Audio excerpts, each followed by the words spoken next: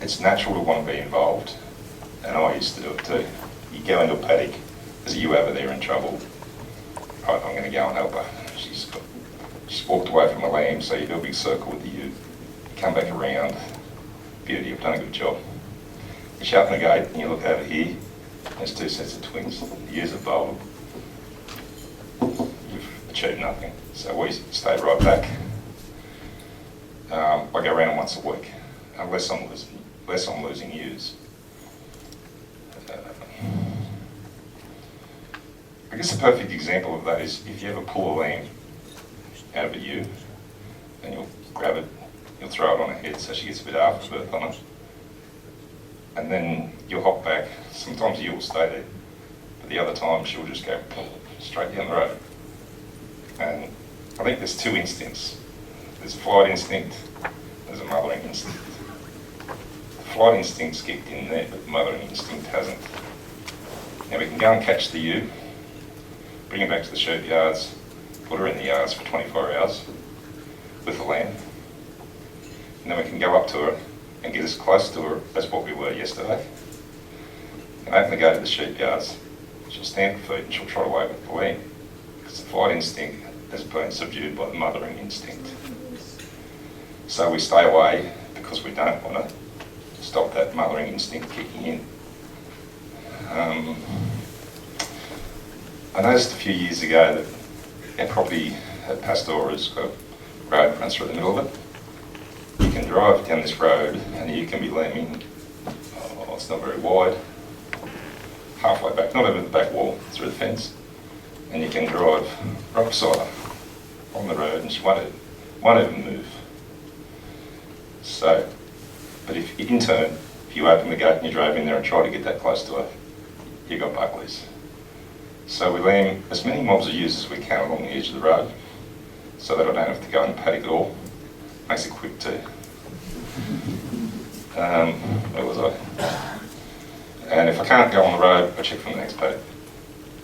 We all think they're dumb animals, but they know where the fence is.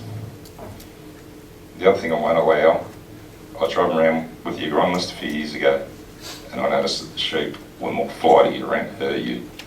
So I won't allow any strange ewes at lambing. The ute that I feed the ute sheep with during the summer is the ute that does the checking during winter. Another one I do is I check in the afternoons. Most ewes have their lambs at night time. Don't ask me why. By checking in the afternoon, you're allowing more the bonding time, so that the ewe has developed the mothering instinct and the flight instinct is not as severe, so that less chance from running away. Another thing I do to try and help with mismothering, which I don't do very often, but a few years ago I thought I'd do this cholesterol thing, and feed them a bit of barley for 7 days before, and my maidens were really wild because they get out. You run a road country and I don't get around them that often. What I achieved by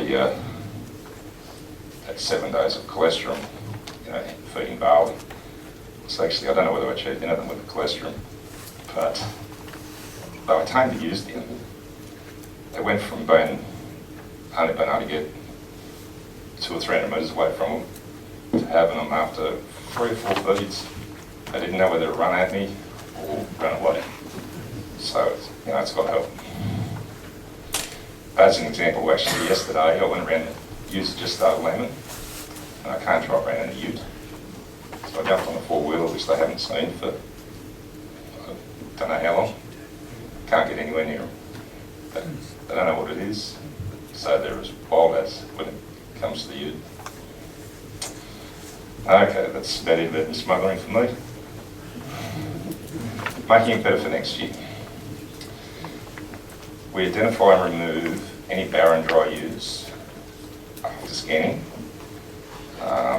We class them, we do keep a few, because if you take every single ewe out that's dry, every single ewe that's lambed and lost, you won't cut for anything else. So we keep the best ones, give them a second chance. They're all identified with the marking here. we identify the lamb and lost ewes, I'll just do the same thing. Does everyone know how to do that? Identify their lamb and lost ewes?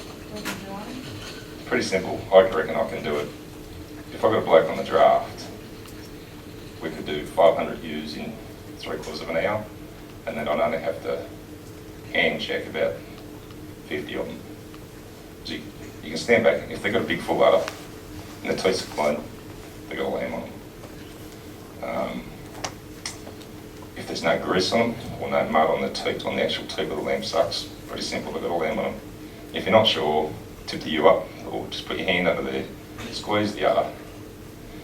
If it comes out like milk that you get in your milk bottle, there's a lamb on. If it comes out white, clear, she's lamb and lost.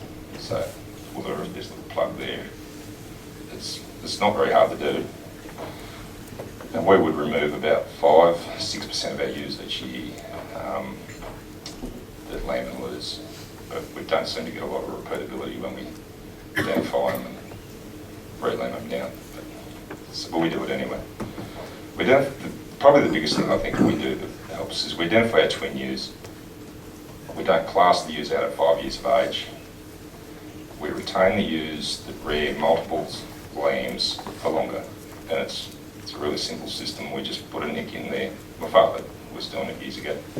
A nick in their left ear. All our bugles run around with this. And I stand here. So in their left ear, which is the ear that's closest to me, in the front of the ear, there's coal marks just out front. And if we've classed our ewes, and I haven't got enough ewes on, I'll just run the coals in, or the ewes that are leaving the farm, and you can run them past her at 100 miles an hour, and you can see the little nicks as they're coming at you. You just drive the whole gate that way, and there's one. You know, and you'll end up with ewes that are 6 years old. Some of them do have a twin every year. But, you know, and so that's how if we want to retain ewes past 5 years of age, that's what we do.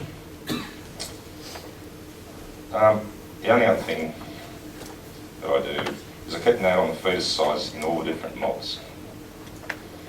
Because my management in the last trimester is what is determining that 4 to 5.5 kilo thing. It's not the sheep's fault, it's my fault.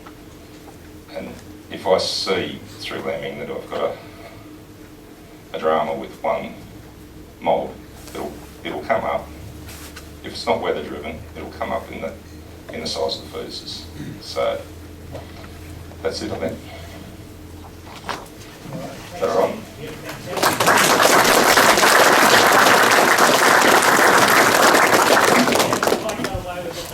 Any questions?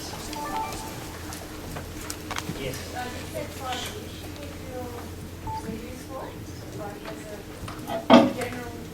We class all our ewes every year. Class all our ewes every year. But because of the marking system we've got, like we've got the twin mark at the front, lamb and lost is at the back because it's easy to reach to when you're checking their udder. And if I ever retain any dry ewes, it's out the front on the other side. So if we're classing the ewe, we can look up and say she's had 2 sets of twins. She lamb and lost one particular year, so we can make a decision on it slowly while we class them. So each year is classed every year. As they get older, we class them harder and harder.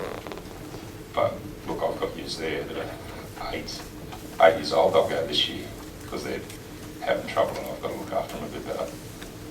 They're all lambing getting one mob at the moment. So trying to keep their body weight up because they are harder to keep their body weight up. So weighing your fetuses, you're talking about weighing your dead ones. Yeah. When you go around them that once a week, you just take your hands. They're easy to catch than the live ones.